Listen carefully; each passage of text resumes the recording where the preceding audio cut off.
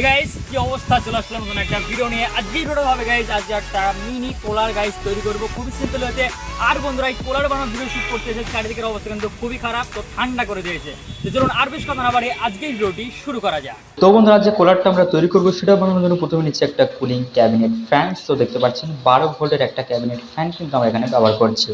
তো দেখতে পাচ্ছেন এমন একটা 12 ভোল্টের ফ্যান কিন্তু নিয়ে নেবেন। তারপরে নিচ্ছে একটা গাইস কর্ড, এটা গাইস স্প্রে মেশিনের চার্জারের যে কর্ডটা ব্যবহার হয় সেটি।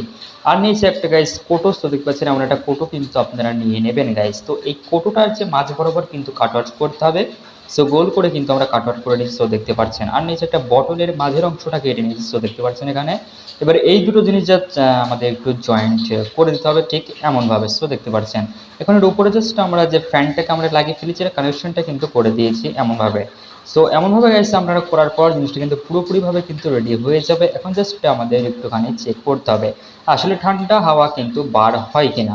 তো সর্বপ্রথম কিন্তু এর ভিতর আমরা দিয়ে দেবো কিছু পরিমাণের বরফ আর কিছু ঠান্ডা জল। সো ঠান্ডা জল বলতে এখানে গরম জলও কিন্তু দিতে পারেন, বা বরফটা দেওয়ার পরে কিন্তু ঠান্ডা হয়ে যাবে গাইস। তো চলুন এই বরফগুলো জাস্ট আমরা ঢেলে দিয়ে তার আগে একটুখানি আমাদের ঠান্ডা জল কিন্তু কলের জল আমরা ঢেলে দিচ্ছি এই জায়গাটায়। মানে নর্মাল ঠান্ডা কিন্তু রয়েছে এই যে জলটা গাইস। তো এর ভিতরে এবার আমরা বরফটাও দিয়ে দেবো।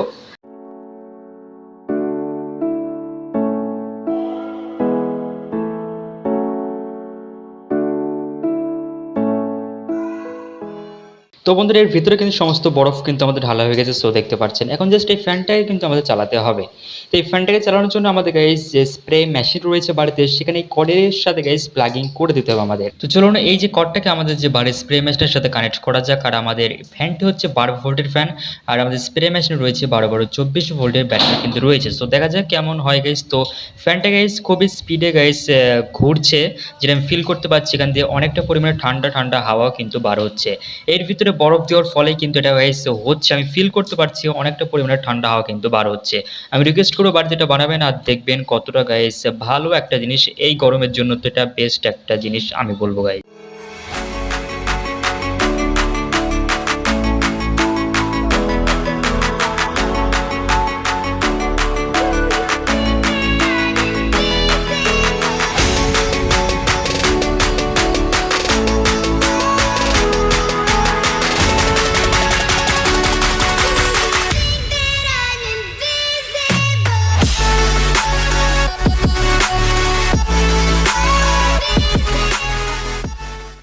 তো বন্ধুরা আজকে ভিডিওটি কেমন লেগেছে অবশ্যই কমেন্ট করে জানাবেন। ভিডিওটি ভালো লাগলে লাইক দিয়ে দেবেন। পরবর্তী ভিডিওতে আজকের মতো